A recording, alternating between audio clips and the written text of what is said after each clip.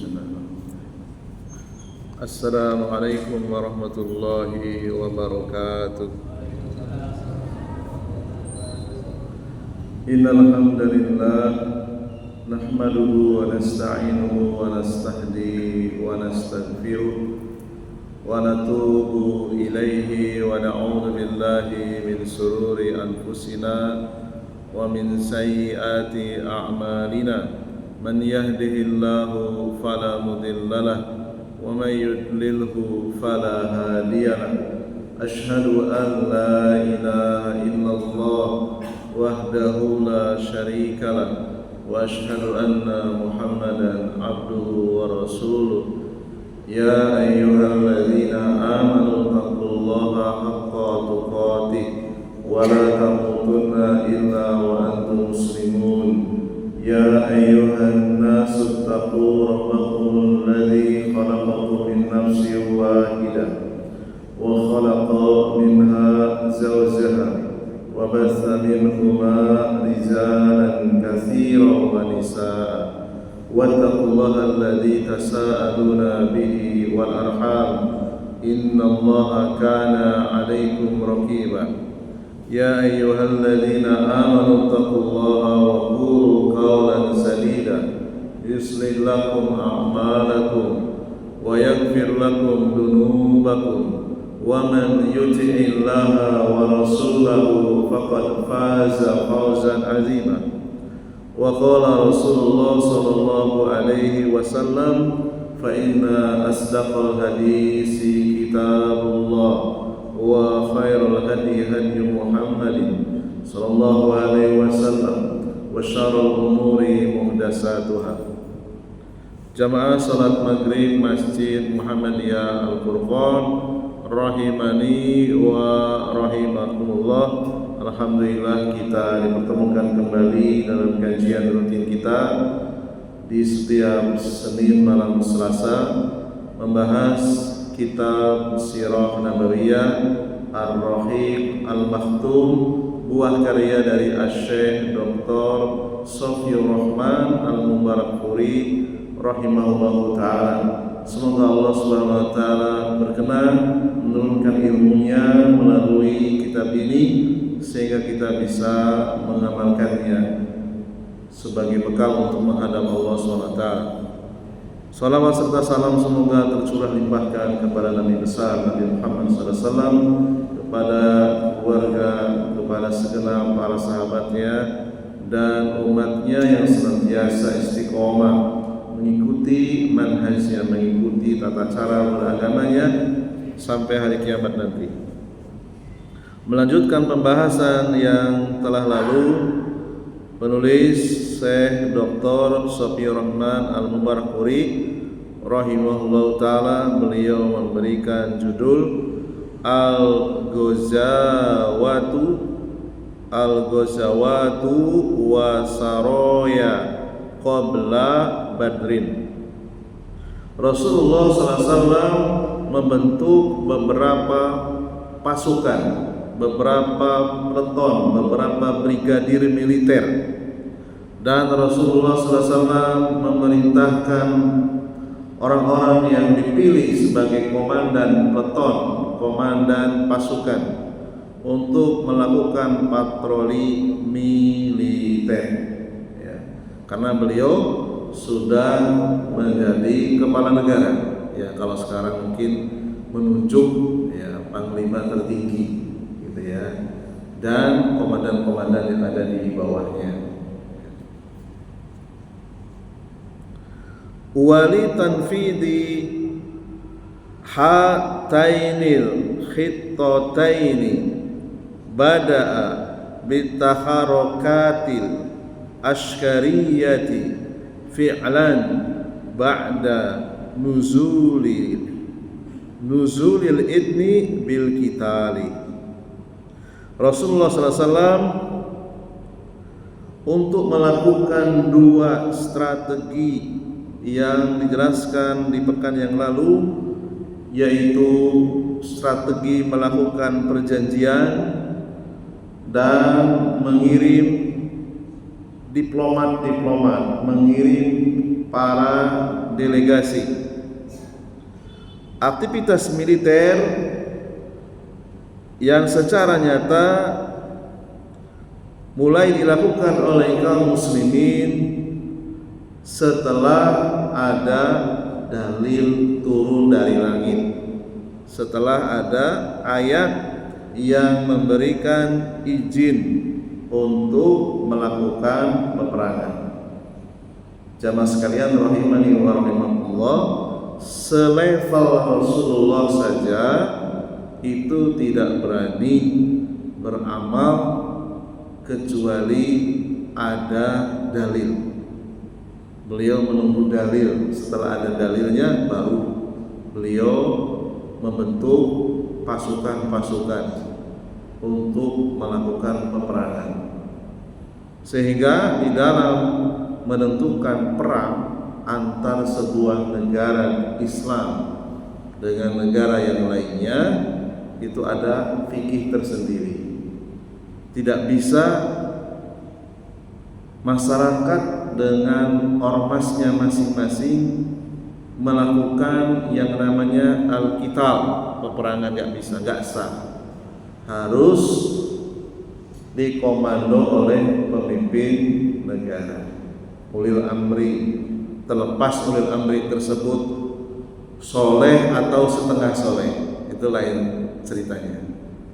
Ya, jadi nggak bisa kita melakukan, misalnya Indonesia mau digempur oleh negara kafir, kita nggak bisa melakukan peperangan secara fikih kecuali dikomando oleh ulil amri. Sehingga dahulu ketika terjadi kerusuhan di Ambon itu tidak bisa disebut jihad.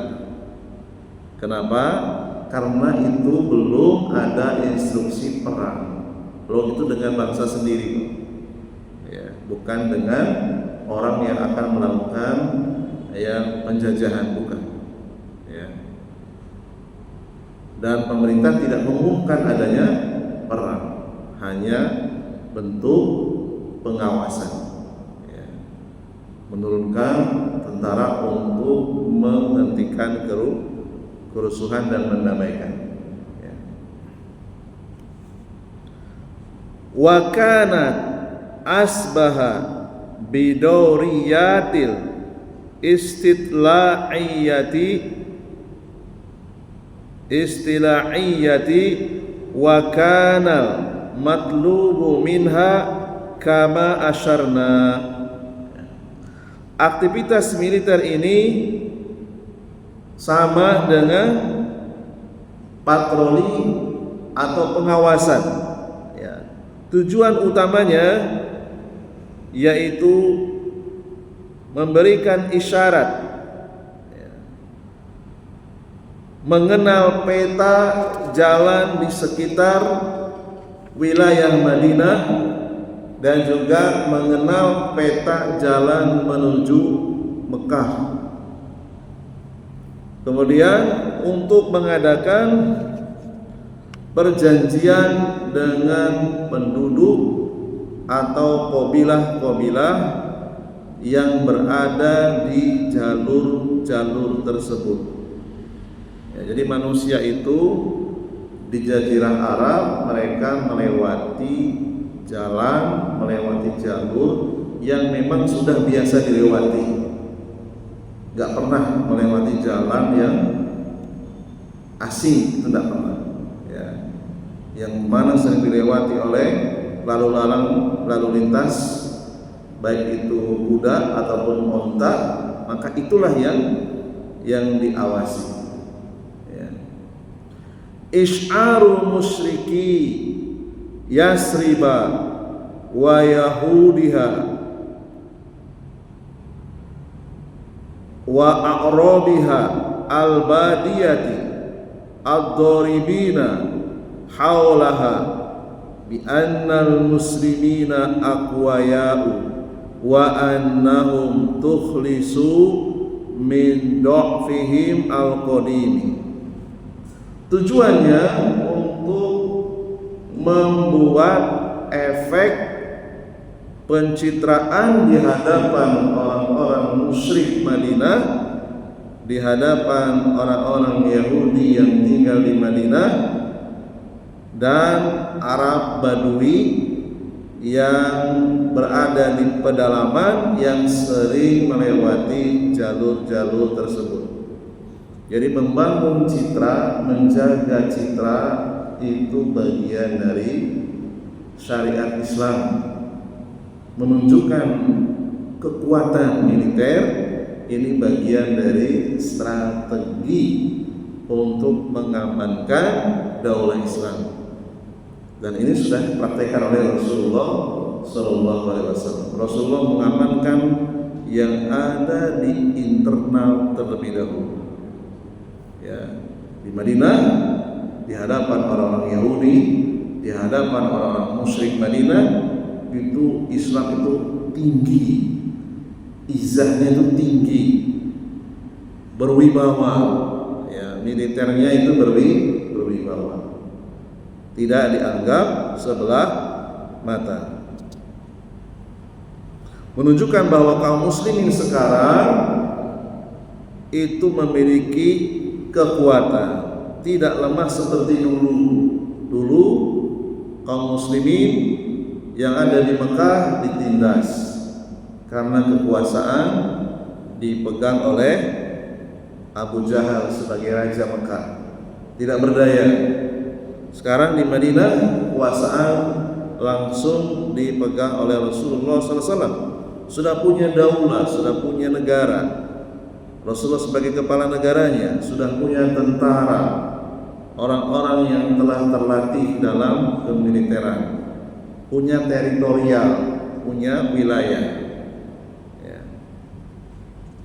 Dan ini juga sekaligus menjadi peringatan untuk orang-orang kafir Quraisy, sehingga mereka berpikir dua kali kalau akan melakukan tindakan kasar yang sering mereka lakukan dahulu ketika kaum muslimin ada di Mekah.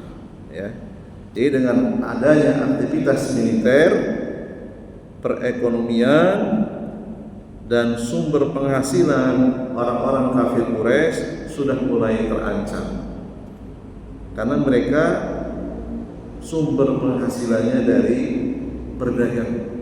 Namanya berdagang itu pasti berpindah dari tempat ke tempat yang lain, barter. Ya, kalau jalanannya sudah diawasi oleh tentara-tentara kaum muslimin, tentu mereka tidak bebas. Ya, harus ekstra hati-hati karena Madinah itu memang jalur perdagangan. Orang Mekah tak bisa berniaga kecuali harus melewati wilayah Madinah. Allah pilih Madinah sebagai daulah Islam, itu memang tempatnya sangat strategis. Mekah itu tak berguna, tak berdaya kalau jalurnya ditutup. Ya. Pelajaran yang bisa kita ambil jamaah sekalian rahimani wa rahimakumullah, walaupun Rasulullah SAW itu mendakwahkan akidah, mendakwahkan tauhid siang dan malam, tetapi beliau tetap sebagai kepala negara menomorsatukan rasa keamanan bagi kaum muslimin khususnya. Jadi aktivitas militer berjaga-jaga di peta jalan sekitar Madinah dan peta jalan menuju Mekah ini sangat efektif menciptakan stabilitas keamanan. Kalau sudah aman, tentu dakwah juga bebas. Rasulullah mengirimkan para mubalignya menyebarkan ajaran tauhid ke seluruh penjuru jazirah Arab. Perekonomian juga normal. Ya. Jadi memang tidak bisa dipisahkan Islam dengan kekuasaan. Ya, kalau yang memegang kekuasaan bukan orang-orang kita tidak bebas. Ya. Untuk mencari jumlah kepala sangat sulit, penuh dengan prosedur ya. Tapi kalau dikuasai oleh kaum muslimin, dakwah tidak ada hambatan ya. Jadi agama Islam tidak bisa lepas dari jaminan keamanan ya. Aman itu jauh lebih penting dari sehat. Walaupun sehat itu nikmat yang sangat tinggi, keadaan aman itu jauh lebih penting di atas sehat ya. Jadi aman dan sehat ini adalah modal yang sangat besar demi Islam berkemajuan. Aman jasadnya, aman hatinya, sehat badannya, sehat ekonominya ya. Jadi dengan adanya aktivitas militer, orang-orang kafir akan cenderung memilih cara perdamaian daripada kekerasan. Karena apa? Karena kalau memilih kekerasan, militer dengan militer, akan banyak keluar modal. Untuk berperang kan butuh baju besi, butuh peralatan perang, butuh logistik. Modalnya jauh lebih besar dan ini tentu akan mengganggu kestabilan ekonomi ya. Dengan perdamaian yang diciptakan melalui strategi aktivitas militer, kaum muslimin bebas mendakwahkan risalah agama Islam ke seluruh sudut-sudut jazirah Arab. Jadi berpolitik, menciptakan aman dan ekonomi yang kuat ini sudah dipraktekkan oleh Rasulullah Sallallahu Alaihi Wasallam. Tinggal kita mau mencontohnya atau tidak. Ya, kalau di zaman sekarang, ya banyak manusia itu lebih mendahulukan aman, mendahulukan kekuatan ekonomi keluarga daripada mendahulukan ya kepentingan bangsa, bahkan mengorbankan orang lain gitu ya. Jadi lebih egoisme ya, ego, lebih mementingkan ekonomi keluarga, kekuatan ekonomi keluarga, keamanan keluarga daripada keamanan bangsa. Nah, ini yang menjadi benang merah di situ. Kalau para politisi muslim berakidah, bermanhaj, berpolitik, bersiasat sesuai dengan ajaran Nabi SAW, maka atas izin Allah semuanya, semua permasalahan bangsa itu akan selesai secara berangsur-angsur. Ya. Saudara-saudara kita yang ada di dewan sana, apakah betul mereka paham tentang bagaimana Rasulullah SAW berpolitik? Apakah mereka termasuk bagian dari orang-orang yang alim? Nah, ini yang menjadi renungan ya, menjadi pertanyaan ya. Kemudian berikutnya Syekh Dr. Shafiur Rahman Al-Mubarakfuri rahimahullahu taala,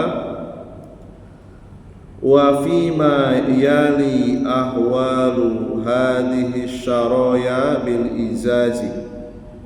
Berikut beberapa brigadir, beberapa pasukan yang diuraikan oleh Syekh Dr. Shafiur Rahman Al-Mubarakfuri. Yang pertama disebut pasukan Brigadir Saiful Bahri fi Ramadana sanata al-ula hijriyatan al-muwafiqu marasa sanata sitti mi'atin wa salasati wa ishrina miladiyah. Amara Rasulullah sallallahu alaihi wasallam ala hadhihi syariyati Hamzata ibna Abdul Muttalibi wa ba'athahu fi salasina rajulan minal muhajirina ya'tariduna ayron li Quraisyin ja'at minasyam wa fiha Abu Jahlin ibni Hisham fi salasimi'ati rajulin wa balagu sayfal bahri min nahiyatil aish. Jadi yang pertama disebut oleh penulis kitab ini yaitu Brigadir Saiful Bahri. Saiful Bahri ini nama tempat ya. Jadi namanya diikutkan untuk memudahkan. Brigadir Saiful Bahri dikirim oleh Rasulullah SAW pada bulan Ramadan tahun pertama Hijriah. Al-Muwafiqu bertepatan dengan 600 ya, sanata Siti wa salasatin wa ishrin, bertepatan dengan tahun 623 Masehi. Pasukan ini Rasulullah memilih komandan ya, yaitu pamannya sendiri yang bernama Hamzah bin Abdul Muthalib. Jadi pamannya ini punya skill kemiliteran di atas rata-rata, sehingga beliau layak untuk dipilih sebagai komandan perang, Brigadir Saiful Bahri. Apa misinya? Ya, sebelum ke lapangan tentu sudah ada perencanaan. Apa misinya? Misinya adalah mencegat rombongan atau kafilah kafir Quraisy yang datang dari arah Suriah, dari arah Syam. Ya. Dulu pakai kendaraan unta kalau perjalanan jauh antar negara. Ya. Di dalam rombongan tersebut ada Raja Mekah. Siapa? Amr bin Hisham. Nama viralnya Abu Jahal bin Hisham. Ya. Amr bin Hisham dipiralkan oleh Rasulullah dengan nama Abu Jahal bin Hisham karena sangat yang pertama kasar orangnya, yang kedua kejam, ya, yang ketiga licin dan sangat pintar untuk memprovokasi orang lain, ya, sehingga disebut Abu Jahal. Aslinya Amr, ya. Amr diganti Abu Jahal, bapaknya kebodohan. Ya. Abu Jahal ini membawa salah sumiati 300 orang laki-laki sampai di suatu tempat yang bernama Saiful Bahri, ya, dari jalur Ash, ya, dipimpin oleh Hamzah bin Abdul Muthalib yang siap bertempur mendekati pasukan Abu Jahal. Akan tetapi di tempat tersebut ada kabilah yang sudah terlanjur mengadakan perjanjian dengan kaum muslimin. Kabilah tersebut juga telah melakukan perjanjian dengan Mekah. Akhirnya tidak jadi berperang.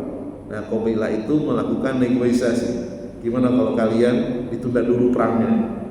Nggak jadi perang, ya, nggak jadi perang. Nah, di dalam kultur budaya militer, aktivitas militer dahulu itu ada komandan, ya, struktur organisasinya ada komandan yang dipilih, ada satu orang dipilih untuk memegang bendera, namanya panji. Panji berwarna putih yang megang sahabat Abu Marsad, ya, nama aslinya Kannaj bin Husain al-Ghunawi radhiyallahu anhu. Ya. Ini hampir perang tapi nggak jadi. Tapi ini sudah mulai menunjukkan unjuk gigi. Kita nggak bisa main-main lagi seperti dulu. Kalau mau perang ya perang, ya, sudah siap. Karena ayatnya sudah turun. Kemudian yang kedua, Sariyatur Rabiq, Brigadir Sariyatur Rabiq, ya. Fi Sawal sanata al-ula minal hijrati al-muwafiqu Ibrila sanata sitti mi'atin wa salasatin wa ishrina miladiyah ba'asa laha Rasulullah sallallahu alaihi wasallam Ubaidah ibna al-Haris ibni al-Mutallibi fi sittira rajulan minal muhajirin falakiya Aba Sufyan wa huwa fi mi'ataini ala batni Rabi'i taroma al-fariqani bin nabli walam yaqa qital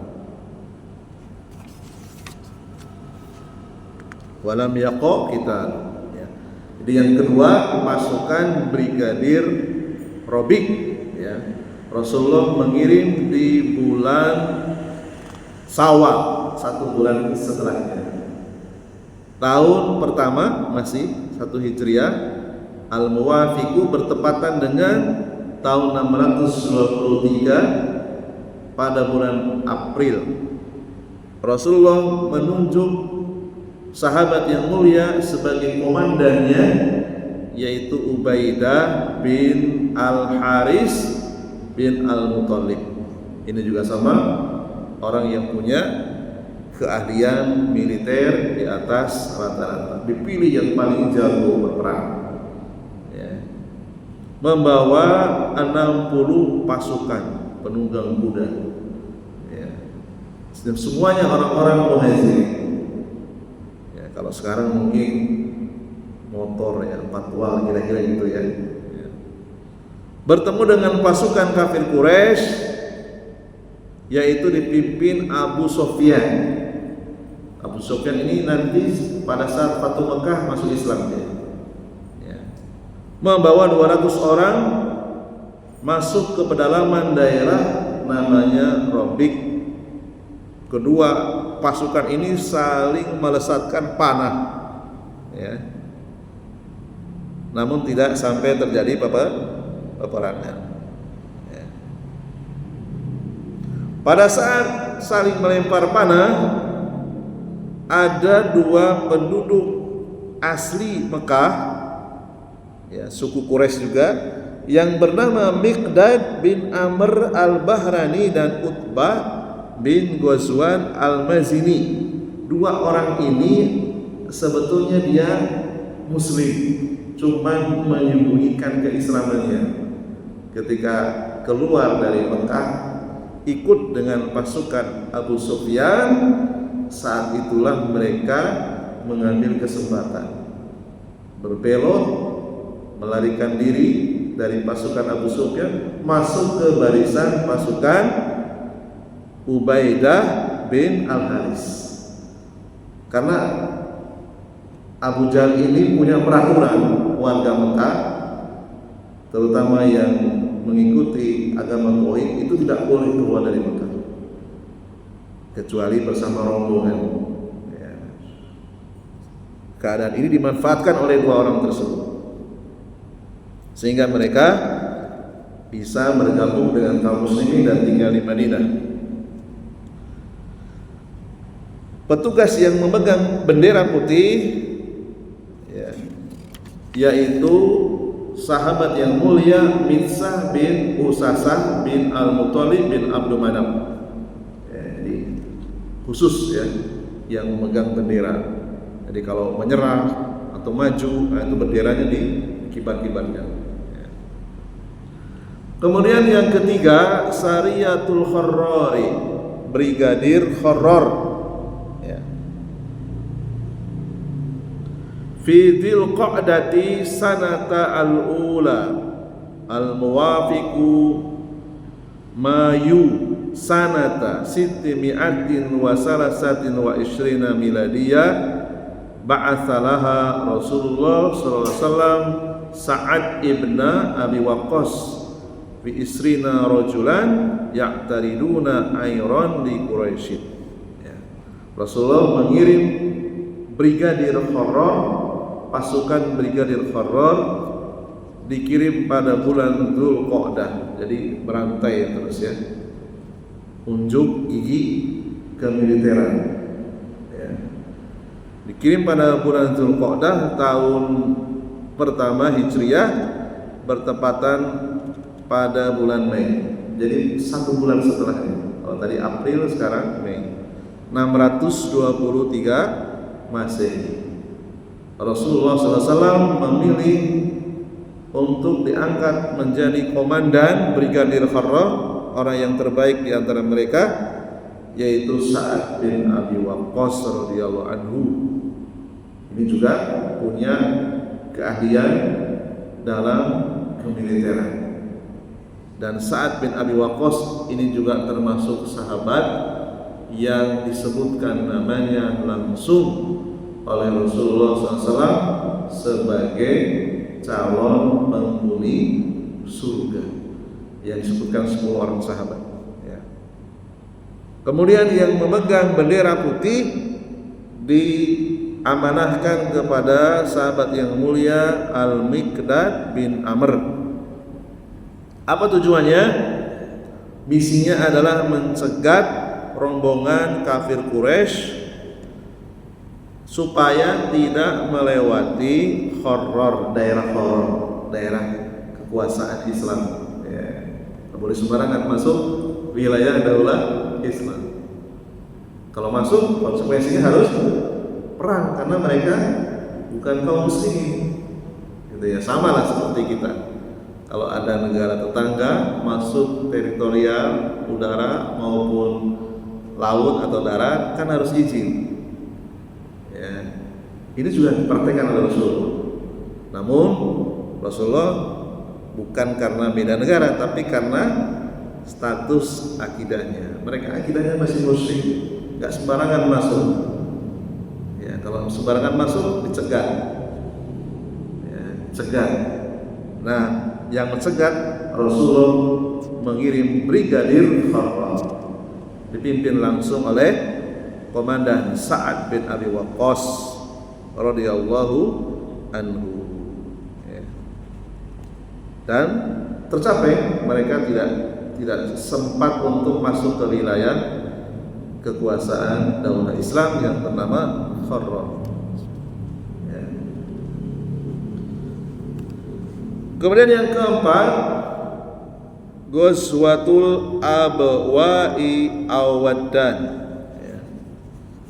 Fi Safari sanata asaniyati Hijriyah al-muwafiqu Agustus sanata Sittimi'atin wa sanasatin wa ishrina miladiyah, kharaja Rasulullah sallallahu alaihi wasallam fiha binafsihi fi 70 rajulan minal muhajirina khasatan ya'taridu ayran li Quraisyin hatta balagu Waddan ya. Yang keempat, Brigadir Al-Abwa atau Waddan ya. Dikirim pada bulan Agustus. Kalau tadi Mei, Juni, Juli, Agustus ya, beberapa bulan kemudian dikirim lagi oleh Rasulullah SAW di tahun yang sama, yang memimpin langsung Rasulullah SAW sendiri ya. Ini uniknya Islam ya. Kepala negara juga bisa mengambil alih komandan perang. Rasulullah itu jenderal ya. Rasul sendiri yang memimpin pasukan ini.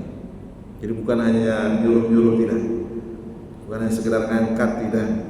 Beliau sendiri yang turun sebagai komandan perang. Lalu bagaimana? Madinah kosong, Madinah ada yang menggantikan sementara. Rasulullah menunjuk siapa yang kira-kira layak untuk mengendalikan pemerintahan sementara di Madinah. Siapa?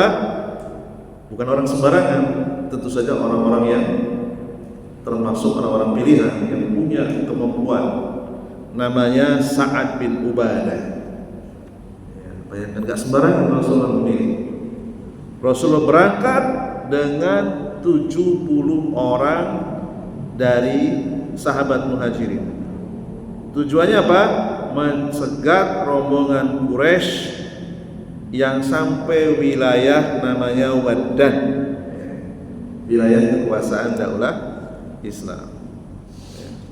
Dan seterusnya insyaallah taala akan kita lanjutkan pada pekan yang akan datang, kelanjutan dari brigadir-brigadir pasukan yang pernah dibentuk oleh Rasulullah sallallahu alaihi wa ala alihi wasallam. Subhanakallahumma bihamdika asyhadu an la ilaha illa anta astaghfiruka wa atubu ilaik. Nasrun minallahi wa fathun qarib wa basyiril mu'minin. Wassalamu alaikum warahmatullahi wabarakatuh.